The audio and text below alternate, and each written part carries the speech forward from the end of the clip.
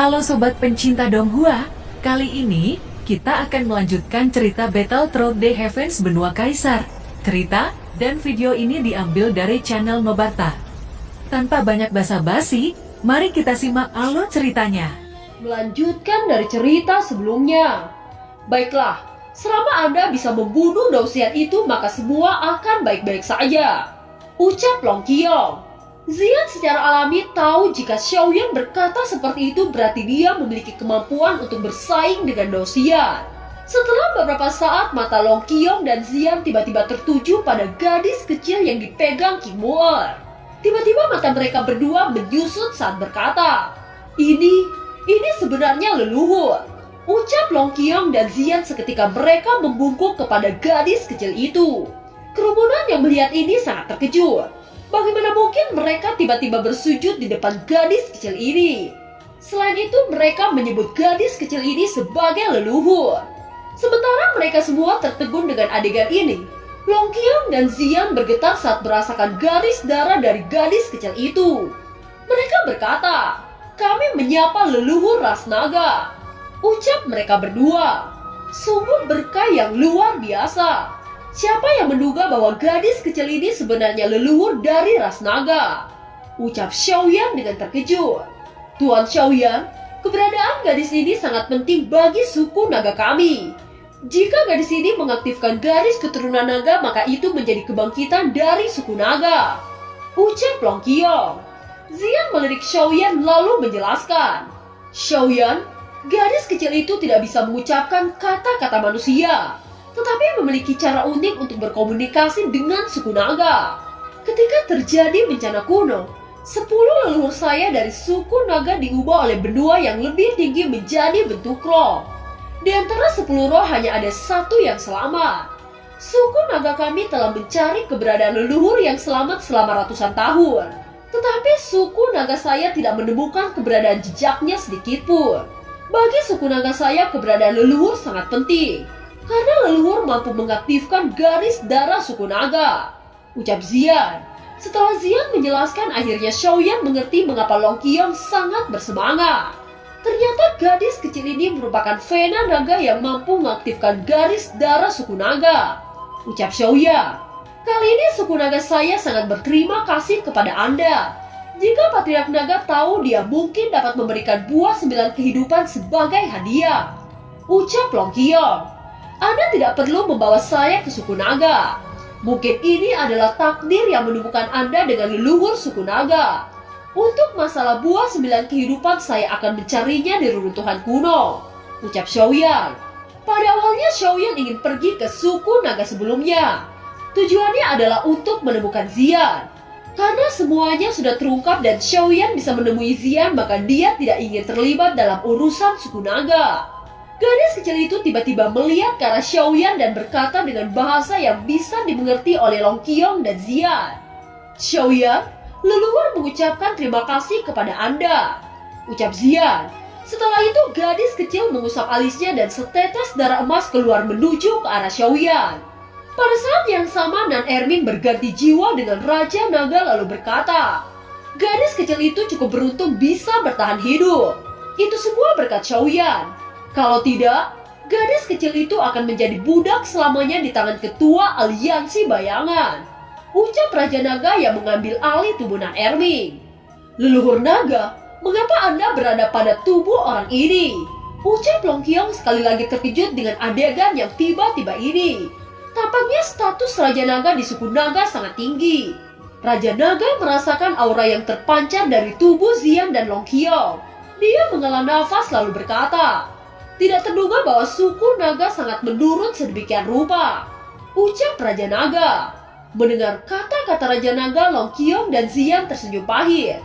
Memang benar apa yang dikatakan oleh Raja Naga bahwa ras naga sangat lemah jika dibandingkan pada masa lalu. Leluhur, setelah bencana kuno suku naga telah sangat melemah. Bahkan suku naga tidak mampu melawan monster darah. Dengan kembalinya kedua leluhur, maka suku naga akan bangkit sepenuhnya, ucap Long Qiong. Saat ini saya hanya bisa mengendalikan tubuh ini untuk waktu yang singkat. Jika Anda ingin saya membantu mengaktifkan garis darah, Anda harus meminta pada bocah kentut itu. Ucap Raja Naga memandang Xiaoyan. Bagaimana mungkin saya melakukan itu sekarang? Jika Anda mencapai Dosian, maka saya akan berjanji untuk membentuk tubuh Anda. Ucap Xiaoyan. Melihat kejadian ini, Long Qiong sedikit bingung. Kedua leluhurnya yang sangat mulia sebenarnya berada di tangan pemuda ini. Sekarang bahkan Raja Naga menaruh harapan besar pada pemuda ini. Tampaknya daya tarik Xiaoyan memang sangat luar biasa. Bocah kentut, kalau begitu Anda harus bersiap-siap membuatkan tubuh untuk saya. Membuat saudara Anda menembus Dosian bukan masalah untuk raja ini. Sekarang Anda sudah melihat jika saudara Anda telah menembus bintang 8 menengah berkat saya. Hanya masalah waktu sebelum bocah ini akan mencapai Dosian. Ucap Raja Naga. Saya tersenyum lalu mengangguk. Memang keberuntungan besar bagi Nan Erming sejak menjadi satu oleh Raja Naga. Tingkat perkembangannya bakal lebih cepat daripada kelompok Xiaoyan lainnya. Pada saat ini Xiaoyan memandang setetes darah di depannya. Walaupun hanya satu tetes, tetapi itu sebanding dengan 100 kristal darah bintang 9. Long Qiong dan Zian juga melihat setetes darah emas itu. Jika mereka bisa mendapatkan setetes darah esensi ini, kekuatan mereka tidak hanya akan meningkat, tetapi garis darah mereka akan diaktifkan. Meskipun Xiaoyan sangat ingin menjadi lebih kuat, tetapi dia tahu jika setetes darah ini akan bermanfaat jika diserap oleh suku naga. Gadis kecil, Anda memiliki takdir bersama dengan saya. Jadi saya tidak membutuhkan hadiah dari Anda. Lebih baik jika esensi darah ini diserap oleh suku naga Anda. Ucap Xiaoyan. Leluhur mengatakan bahwa itu disediakan untuk Anda. Sekarang Anda sangat membutuhkan kekuatan. Setetes darah ini dapat membantu Anda. Ucap Zian. Walaupun saya ingin menerobos ke tingkat Dosian, tetapi saya memiliki cara saya sendiri. Lagi pula jika saya menyerap esensi darah ini, saya tidak mungkin menerobos ke tingkat Dosian. Ucap Xiaoyan. Setelah itu Xiaoyan menyerahkan esensi darah itu kepada Long Qiong untuk menyimpannya. Xiaoyan menoleh ke gadis kecil itu saat berkata lagi. Gadis kecil, karena Anda telah menemukan anggota suku Anda, sekarang Anda bisa ikut kepada mereka dan kembali kepada suku Anda. Ucap Xiaoyan tersenyum. Long Qiong menangkupkan kedua tangannya kepada Xiaoyan lalu berterima kasih. Saya sangat berterima kasih atas semua kebaikan saudara Xiaoyan.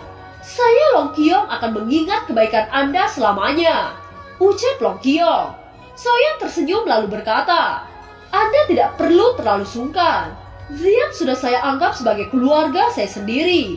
Sudah selayaknya saya melakukan apa yang harus dilakukan. Ucap Xiaoyan. Xiaoyan, sekarang apa yang Anda rencanakan? Tanya Zian. Saya mungkin pergi ke reruntuhan untuk mendapatkan buah 9 kehidupan. Ucap Xiaoyan.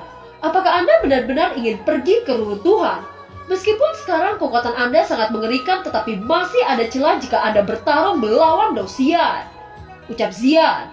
Tenang, jika saya tidak bisa mengalahkannya, saya masih bisa melarikan diri hidup-hidup.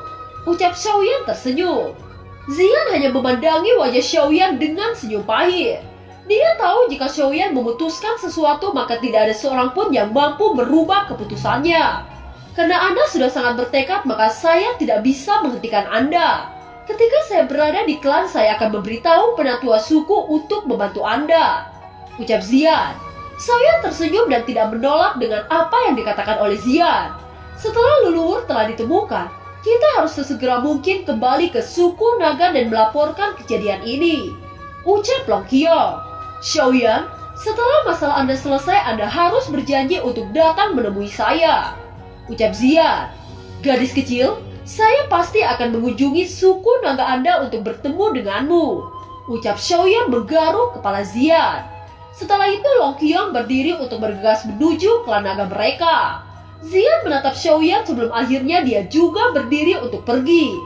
Saat melihat Long Qiong dan Zian berangsur-angsur menghilang, Xiaoyan mulai mengatur rencana untuk menuju reruntuhan kuno. Sekarang kita harus memindahkan seluruh suku duyung ke tempat yang aman. Meskipun monster di sekitar area telah dimusnahkan, saya takut dewa dara lainnya akan menyerang ketika kami tidak ada. Ucap Xiaoyan. Kemana kita harus memindahkan suku duyung sebanyak itu? Jika kita menempatkan anggota suku duyung ke Batra, saya khawatir itu tidak akan mampu menampung banyak anggota suku duyung. Ucap Nan Erming. Qianing melangkah maju lalu berkata, "Tuan Xiaoyan, jika formasi besar di suku saya diperbaiki, maka tidak ada satupun dari ketujuh Dewa Dara yang mampu menghancurkannya. Hanya saja anggota suku kami tidak bisa melakukannya kecuali Raja Duyung kami. Sekarang Raja Duyung kami terluka dan mustahil untuk bisa melakukannya," ucap Penatuazi. "Penatuazi, bisakah Anda membawa saya untuk melihat metode formasi ini?" tanya Xiaoyan. "Jika Anda ingin melihat formasi ini, maka saya bisa membawa Anda menuju pusat formasi," ucap Penatuazi. Setelah itu Penatuazi membawa Xiaoyan ke pusat formasi. Di tempat ini terdapat bola kristal yang cukup besar. Tempat bola kristal itu tidak memancarkan cahaya. Itu jelas menunjukkan jika formasi besar ini telah mengalami kerusakan yang cukup parah. "Tuan Xiaoyan, di sini pusat formasi besar suku Duyung. Sekarang Anda bisa melihat metode formasi besar ini," ucap Penatuazi. Saat melihat lebih dekat, Xiaoyan menemukan jika bola kristal mengalami sedikit retakan. Pada saat yang sama, Xiaoyan mengulurkan tangan ke arah bola kristal. Penatuazi yang melihat Xiaoyan hendak menyentuh bola kristal, dia langsung menghentikannya. Bola kristal ini terdapat roh di dalamnya. Meskipun sekarang sudah rusak, tetapi itu masih bisa melukai Anda, ucap Penatuazi. Xiaoyan mengeluarkan kekuatan jiwa untuk mengidentifikasi kekuatan pada bola kristal. Ekspresi Xiaoyan sedikit terkejut merasakan adanya segel roh yang terkandung pada bola kristal. "Apakah bola kristal ini ditanamkan segel roh?" tanya Xiaoyan. Penatuazi yang mendengar kata-kata Xiaoyan, dia sangat terkejut. "Tuan Xiaoyan, bahkan Anda mengetahui segel roh. Segel roh merupakan salah satu keajaiban dunia. Di suku Duyung kami hanya kepala suku yang memiliki segel roh di tubuhnya. Oleh karena itu, satu-satunya yang bisa memperbaiki bola kristal ini hanyalah kepala suku," ucap Penatuazi. Xiaoyan tersenyum saat mendengar kata-kata Penatuazi. Karena ini masalahnya, Xiaoyan akan bisa mengatasinya. Setelah itu dia mengulurkan tangan ke arah bola kristal. Cahaya 6 warna keluar dari tangan Xiaoyan, dan ke-6 segel roh menggantung di atas bola kristal. Penatuazi yang melihat kejadian ini sangat terkejut. Dia melihat ke arah Xiaoyan lalu berkata, "Tuan, bagaimana mungkin Anda memiliki 6 segel roh? Bahkan segel roh ini memiliki peringkat yang sangat tinggi. Segel roh ini jauh lebih tinggi jika dibandingkan dengan milik kepala suku. Ini benar-benar berkah yang besar buat kami. Jika Anda yang memperbaikinya, maka formasi ini 2 kali lipat akan lebih kuat," ucap Penatuazi. Penatuazi membungkuk hormat kepada Xiaoyan. Setelah itu dia bergegas dengan buru-buru untuk memberitahu semua warga Duyung bahwa formasi akan bisa diaktifkan. Mendengar pesan itu, Qianing segera bergegas menuju ke pusat formasi. Saat berada di pusat formasi, mata Qianing terkejut saat melihat 6 cahaya yang menggantung di atas bola kristal. Bukankah itu segel roh kan?" teriak Qianing. Tidak heran jika Tuan Xiaoyan memiliki kemampuan tempur yang sangat kuat. Wajar saja kedua dewa dara yang berada di bintang 9 puncak dikalahkan dengan sangat mudah, ucap Qianing lagi. Suku Duyung yang merupakan salah satu keluarga Warcraft melihat segel roh seperti melihat harta karun yang tak ternilai harganya. Selain itu, hal yang lebih mengejutkan bahwa Xiaoyan memiliki 6 segel roh.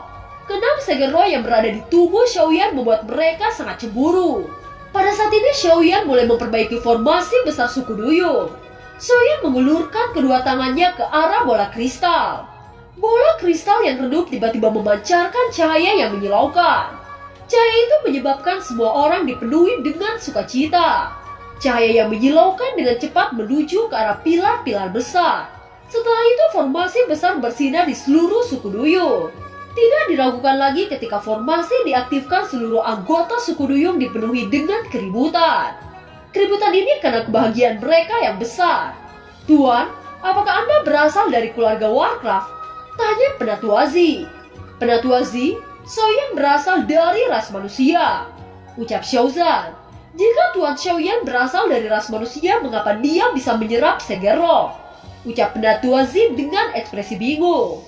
Xiaoyan memiliki banyak kejutan. Dia tidak bisa dibandingkan dengan manusia normal lainnya, ucap Xiaozan. Sebenarnya Xiaozan juga sangat penasaran bagaimana Xiaoyan bisa menyerap ketiga keajaiban dunia. Tetapi ketika dia bertanya, Xiaoyan tidak pernah menceritakannya. Metode melawan langit seperti apa yang diterapkan oleh Tuan Xiaoyan, sehingga dia mampu menyerap ke-6 segel roh. Ucap Penatua Zi menghela nafas panjang. Terlebih lagi Tuan Xiaoyan masih memiliki api surgawi di tubuhnya. Banyak orang yang mengatakan jika ketiga keajaiban tidak mungkin hidup berdampingan. Tetapi Tuan Xiaoyan mampu memadukan antara segel roh dan api surgawi sudah menunjukkan bahwa dia bukan orang biasa. Ramalan leluhur memang benar. Akan ada seseorang yang mampu menyelamatkan suku kita dan juga menyelamatkan benua ini dari kehancuran. Ucap Qianing dan Penatua Zi. Kegaguman mereka kepada Xiaoyan semakin bertambah. Di sisi lain, Xiaoyan merasa sangat lega saat melihat formasi sudah diperbaiki. Formasi ini sebenarnya mampu menghilangkan aura suku Duyung, sehingga seseorang pun tidak akan mampu menemukan tempat ini. Tuan Xiaoyan, apakah formasi ini sudah selesai diperbaiki? Ucap Penatua Zi. Xiaoyan mengangguk lalu berkata, sekarang suku Duyung tidak perlu lagi khawatir tentang monster-monster darah lagi. Ucap Xiaoyan. Penatua Zi yang mendengar ini segera melangkah ke arah Xiaoyan dan bersujud. Dia mengungkapkan rasa terima kasih besar kepada Xiaoyan. Melihat tindakan ini, Xiaoyan dengan cepat menghentikannya lalu berkata, Penatua Zi, kita bisa bertemu sudah merupakan sebuah takdir. Anda tidak perlu melakukan hal seperti itu kepada saya. Ucap Xiaoyan. Penatua Zi segera berdiri dengan air mata bahagia di wajahnya. Di masa depan saya akan memastikan jika monster-monster darah akan musnah. Mereka sudah membuat kekacauan besar kepada orang-orang yang tidak bersalah. Ucap dalam hati Xiaoyan dengan ketegasan di wajahnya. Sekarang posisi Xiaoyan di suku Duyung sangat mulia meski hanya waktu singkat mereka bertemu. Semua suku Duyung sangat hormat saat melihat Xiaoyan. Bagi mereka formasi ini seperti mempertahankan hidup dari invasi monster-monster darah. Karena semua sudah teratasi, maka saya akan sesegera mungkin untuk pergi ke reruntuhan kuno. Ucap Xiaoyan. Jika Tuan Xiaoyan membutuhkan bantuan, tolong beritahu suku Duyung kami selama itu tidak terlambat. Ucap Penatua Zi dan Qianing menangkupkan kedua tangannya. Baiklah, kalau begitu saya akan mengucapkan terima kasih kepada Anda berdua terlebih dahulu. Ucap Xiaoyan juga menangkupkan genggamannya dan bergerak pergi. Xiaoyan bersama kelompoknya bergegas kembali ke Bahtera. Zeni yang menunggu di Bahtera sejak awal sangat khawatir dengan Xiaoyan dan yang lainnya. Setelah melihat Xiaoyan datang, dia buru-buru bertanya, Suamiku, apakah ada yang terjadi? Tanya Zeni. Tidak apa-apa, hanya saja sedikit tertunda oleh beberapa pertempuran. Namun itu bukan masalah besar. Ucap Xiaoyan menggaruk kepala Zeni. Mendengar Xiaoyan mengatakan baik-baik saja, Zeni dan Jing Wuchen merasa lega. Saudari Zeni, yakinlah apa yang bisa terjadi pada suami kita. Monster-monster itu dapat diratakan dalam hitungan menit. Ucap King Mu'er tersenyum. Setelah itu mereka bersiap-siap untuk pergi ke reruntuhan kuno yang menjadi markas Dewa Raja Dosian. Scene berganti. Pada saat yang sama di suatu tempat terlihat banyak bangunan-bangunan roboh di tempat ini. Dari kelihatannya tempat ini adalah markas besar dari monster darah yang dirumorkan. Di sebuah menara rusak terlihat sesosok tiba-tiba membuka matanya. Aura yang mengerikan meletus saat dia meraung marah. Siapa yang berani membunuh jenderal darah saya? Teriak sosok itu yang ternyata Kaisar Dewa Darah. Segera setelah raungannya terdengar 4 sosok muncul di depan orang yang meraung itu. Keempat sosok ini adalah Jenderal Dewa Darah dari 7 lainnya. Namun 3 diantaranya sudah mati di tangan Xiaoyan. Keempat Jenderal Darah yang tersisa ini masing-masing memiliki kekuatan Dauni bintang 9 puncak. Sedangkan yang mengerikan lagi bahwa Kaisar Darah mereka sudah berada di tingkatan Dausian. Mereka berempat berlutut dengan satu lutut lalu berkata, Kaisar Darah, ketiga Jenderal Dewa Darah semuanya mati. Ucap salah satu dari mereka berempat. Tidak peduli siapa itu, mereka yang berani membunuh Jenderal Dewa Darahku harus mati. Ucap Kaisar Darah. Di bawah auranya yang terpancar seluruh air lautan emas langsung berhenti. Seluruh kota di bawahnya menimbulkan debu dalam jumlah besar. Kaisar Darah, ayo pergi dan bunuh orang yang membunuh Jenderal Dewa Darah kita. Ucap Jenderal Dewa Darah dengan niat membunuh yang besar. Saya merasa ada yang sedang mendekati kita. Saya akan melihat terlebih dahulu siapa sebenarnya yang berani datang ke reruntuhan ini. Setelah saya membunuh mereka yang datang di sini, kita akan berangkat mencari pelaku yang membunuh 3 Jenderal Dewa Dara. Ucap Kaisar Dara. Di lautan emas ini bahkan ras naga yang terkuat takut pada kita. Siapa sebenarnya yang berani-beraninya datang di markas besar kita? Ucap salah satu Jenderal Dewa Dara itu. Cepat atau lambat kita akan mengetahuinya. Jawab dari Jenderal Dewa Dara. Dan film pun berakhir. Terima kasih telah menyimak dari awal sampai akhir ya. Sampai jumpa.